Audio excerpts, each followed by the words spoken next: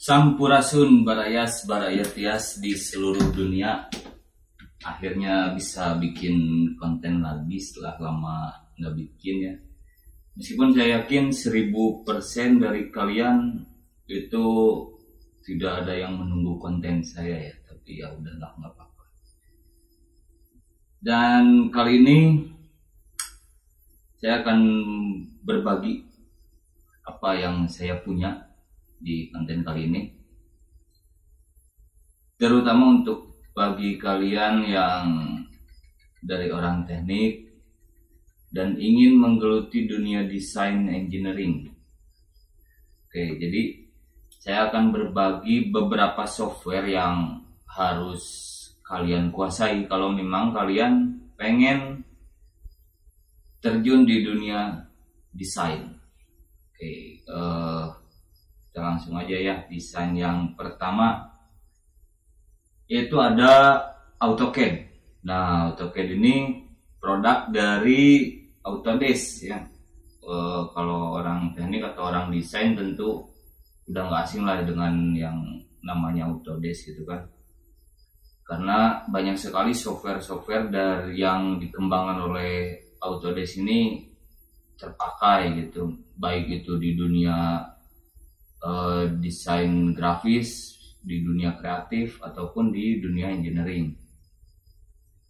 Nah, software ini sebenarnya basic ya, basic banget untuk mahasiswa atau untuk siswa teknik, terutama untuk kalian yang memang setelah lulus dari sekolah SMK tentunya ataupun lulus kuliah teknik atau non teknik sekalipun dan bercita-cita ingin menjadi seorang drafter atau desainer ataupun seorang engineer.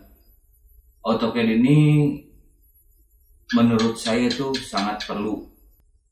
Lanjut ke software yang kedua, yaitu masih produk dari Autodesk, yaitu Autodesk Inventor. Ada yang bilang Autodesk Inventor profesional ya, sama lah, sebenarnya sama lah. Nah, Autodesk Inventor ini yaitu adalah software 3D, meskipun bisa buat gambar 2 dimensi juga gitu. Cuman karena kebanyakan yang pakai Inventor ini software 3D, jadi saya pun menggunakan Inventor ini ya untuk pemodelan 3D gitu. Dan banyak fitur di Inventor seperti ada frame generator. Jadi kalau misalkan buat rangka kita nggak usah bikin besi satu-satu, kalau satu-satu itu nggak perlu karena udah ada fitur di dalamnya gitu. Terus ada komponen-komponen yang sudah sesuai standar gitu. Maksudnya misalkan teman-teman butuh klem, butuh baut, itu udah nggak perlu bikin manual, bikin sendiri udah nggak perlu. Jadi udah ada yang namanya content center, di situ bisa diambil kayak gitu. Dan lanjut ke software yang ketiga. Nah, ini bukan produk Autodesk, tapi ini masih banyak digunakan oleh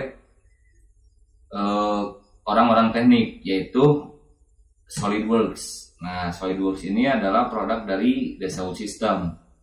Sebenarnya ada lagi tuh produk Dassault System yang lain, cuman kita nggak bahas di sini ya. Kita yang kita bahas adalah SolidWorks. Nah, SolidWorks ini gambar 3 dimensi dan 2 dimensi juga, cuman memang kebanyakan dipakai untuk pemodelan 3 dimensi. Nah, itu adalah ketiga software itu yang saya sebutkan tadi adalah software-software yang umum digunakan. Jadi sebetulnya masih banyak sekali software-software yang performanya bisa lebih bagus, bisa lebih detail gitu, tergantung kebutuhannya, tergantung proyek apa yang sedang dijalankan gitu.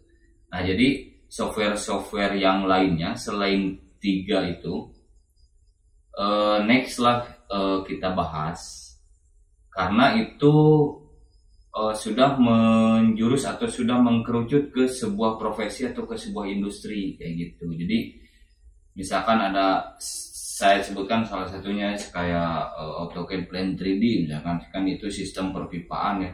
Nah, jadi kita hanya dipakai ketika ada proyek tentang sistem perpipaan atau struktur. Nah, dari ketiga software itu, mana yang lebih penting? Ya menurut saya semuanya penting, karena itu software umum, software yang bisa dibilang basic. Pengecualian nih untuk kayak analisis, simulasi itu udah advance gitu ya, baik itu di Inventor ataupun di SolidWorks. Cuman untuk AutoCAD, ya minimalnya kalau misalkan teman-teman mau terjun di dunia drafter atau di dunia designer, itu harus bisa AutoCAD kayak gitu. Oke, mungkin cukup sekian video kali ini. Mungkin sangat singkat ya, karena ya ini pembuka aja lah. Kalau misalkan tertarik untuk mendalami software-software teknik yang bisa digunakan di berbagai disiplin ilmu teknik, saya akan bagikan. Silahkan komentar di bawah kalau mau gitu ya. Assalamualaikum warahmatullahi wabarakatuh. Sampurasun, barayas, barayatias di seluruh dunia.